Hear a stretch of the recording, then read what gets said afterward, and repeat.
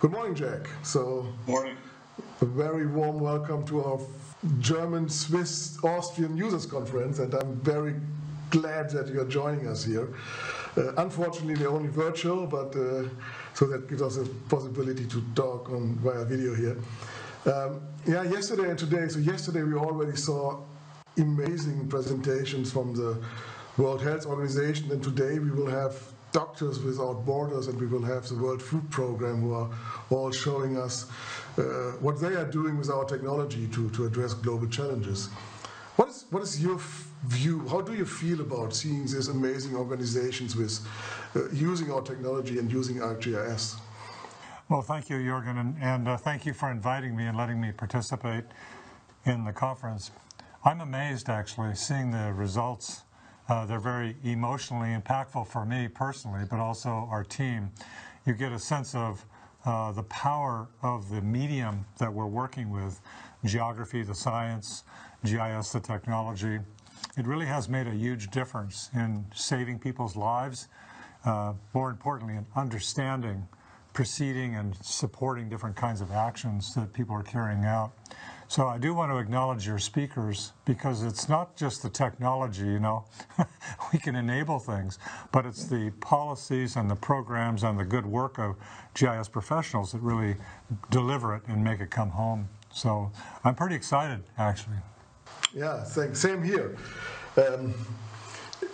Maybe talk about the last 18 months. I think 18 months ago we had the last meeting when we met physically, and so we had quite a strange 18 months with the pandemic. But what's currently on your mind when we are coming to, maybe, hopefully, to the end of the pandemic? What's on your mind for the challenges we are facing in the next time?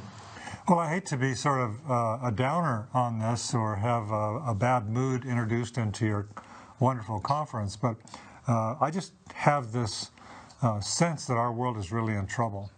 I mean, the human-induced climate change, the impact of that on weather, on biodiversity, the consequences of that in just about every aspect of the environmental setting that we're living in puts us in a different state. I mean, the world is waking up, and maps and geographic knowledge are helping the world wake up. I mean, look what happened with the pandemic.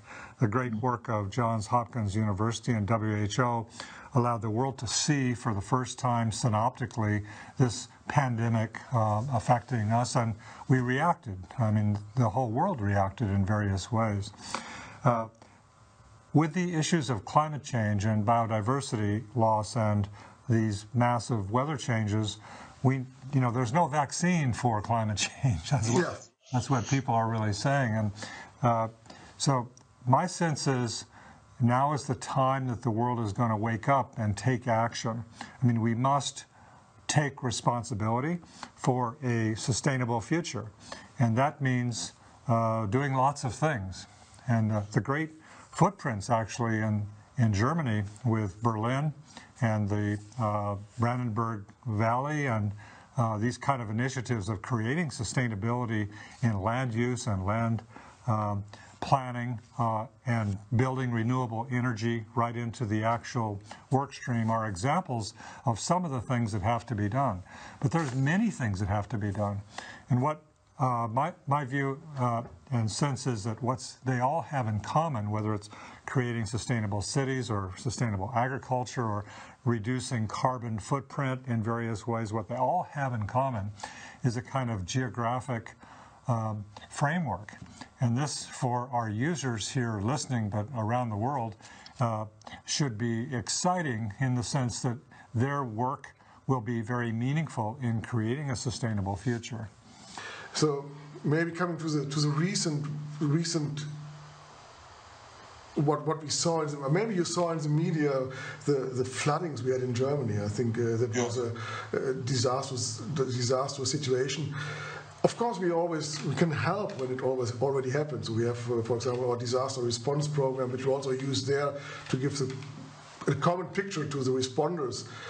But what makes you positive that we also can predict this disasters in the future? How can we help? Because if it's already happened, we can help, but it would be better to do something, a predictive approach that we can avoid these disasters. We can't avoid this. We don't have a vaccine as we manage. But from your point, what is your vision? How could we help that we see less of this disasters like the flooding or like the wildfires you had in your country? I think that's really disastrous. What's your view on that? Fire, it's severe weather, it's lots of doom and gloom. What makes me excited is the idea that our tools in small projects are starting to show and provide us evidence that we can predict. We can predict geographically, and we can integrate these kinds of layers of information into practice. And we see this happening all over the world. People don't quite believe it yet, just like they don't believe some of them in vaccines, being able to protect you against the virus. But I do think that over time, people will, because it's such a real representation of reality, they'll come to know geographic phenomena better. They'll become more spatially literate. And with the advances of AI and machine learning, with statistics, spatial statistics, and modeling, we'll be able to predict these phenomena better and better. First, at micro scales, but now we're able to deal really at a global scale with amazing phenomena. The best example is the weather maps and weather predictions. So organizations like in my country, NOAA, the Weather Service, are able to use geospatial referencing to predict better, and organizations like Swiss Re are taking those data sets and running them through their models and showing impacts on, for example, the impact from an insuring perspective on assets like their insured properties. So the evidence is there, in my mind, that we will make major progress into the future of being able not just to predict, but also prescribe or design alternative green infrastructure strategies that will be supportive of having sustainable future. I mean, for me, look, Jürgen, the big thing is climate change and carbon that's causing it. The other big one is, we're overpopulated as a global society, so our footprint is not only polluting it and affecting the atmosphere, but it's also, there's just too many of us. So over time, this century, I'll be long gone, but over century, I think there will be a reduction in population. It's going to be necessary to sustain life as we know it, and also address this issue of decarbonizing our energy systems. Look, there's interesting modeling going on at the global scale. Like recently, we took the European satellite Sentinel, we put the data in a cloud synoptically, and we made for the first time a global land cover at 10 meters that now is part of the living atlas, these thousands of layers that are available to our users for the planet. And that shows us computationally that given the power of cloud computing, AI and machine learning, that we can not only describe the planet relatively rapidly, but also working with Clark University and others, we were able to look at land cover projections out 50 years to see what's probably going to happen. And that's good news because we can take those projections and overlay them on the biodiversity maps that people like E.L. Wilson on the Half Earth Project are making, and understand the consequences of uncontrolled human footprints. Here again, I'm so thrilled to see the work not only in Germany, in the Brandenburg Valley, but also in the Po Valley in the northern Italy, where they're really doing systematic geographic planning to protect rich biodiversity areas and control, manage land use patterns in an effective way. Yeah, great, cool. Jack, maybe one additional example is later today we will have the polar researcher Marcus Rex. Maybe he did a very famous expedition to the Arctic region, and I think this is one of the most vulnerable regions in the world. And he did a they did a quite amazing thing. They did a 1-year expedition to the Arctic region, and they tried to collect data, which are more than 135 terabytes of data, to systematically analyze and get insights. How can we visualize the vulnerability, and how can we take results, or how can we take insights to also work in that area? I think these all examples you mentioned, that additional this example was from the Arctic expedition. I think it's very clear that we have to take action now, and we have to act now. And I think it's all over the planet. We can see more and more that people take this more and more serious. Do you have a special message to our users from your point of view?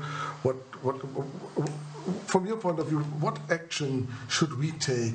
What is your message to our users to work to help to save our planet? Well, I think several messages, if I could. First, you're working in one of the coolest and most important technical areas in the world today.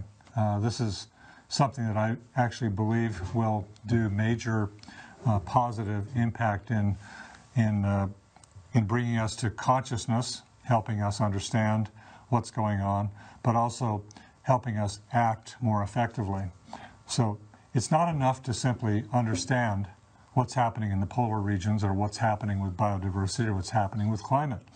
We also have to have a framework where we can design strategies geographically that actually will interrupt or interfere or stop some of the things that are the root causes for this disruptive environmental change that's occurring. I like to call that geodesign, designing a strategy geographically in cities, in utility companies, in oil companies, in businesses, in national policies, in forest agencies, all of it, that design a strategy for being able to be more sustainable. And that's going to happen for us as individuals. So geospatial people and GIS people are very important because they themselves are conscious about it, but also in their respective organizations and also in their respective societies, in their communities, in their states, in their nations, and for us as a global society. We all have to act. And GIS professionals are really important at this particular time. You hold the keys to be able to help people understand and act more effectively. Let me say something else, which is that not only are you listening special people in your institutions and societies, you also have to connect with other special people and help them understand it. Technology itself is not going to be enough. And while we all get excited about it, it's really about creating the policies that can be seen as strategies, maybe using the technology to help people understand and act more effectively. It's going to take leadership. It's going to take people that really understand how to create policies that will change the future. And of course, GIS players will be there helping them understand and helping them carve out these policy strategies for the future. So I'll just say technology is not enough. I love it myself. It's going to take all of us being aware and playing our roles within our institutions to be able to make a difference here. Yeah, great, Jack. I think I totally agree. I think what a great message. So technology is there, but it's all about us. It's all about people. And I think all of us who are listening to you are totally agree to this. So thank you very much, Jack, for giving us these insights. Hopefully the next time we also can connect physically again. So, but I'm looking forward to returning to Europe and to Germany, Switzerland, Austria. You know, I miss it really. I miss you guys, all of you. It's amazing to be together because it's that sense of community that gives us a sense of purpose and collaboration, sharing, learning from each other, understanding what we're doing, being effective. It really is important to us as humans. So thank you. Totally agree. Thank you, Jack, and thank you for joining us here in our conference. Thanks. Thanks.